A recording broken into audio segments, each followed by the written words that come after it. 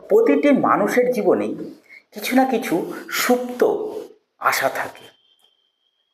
হয়তো এমন কোনো আশা যা আপনিও করে আছেন দীর্ঘদিন, কিন্তু আপনার আশা কোনো মতেই পূরণ হচ্ছে না।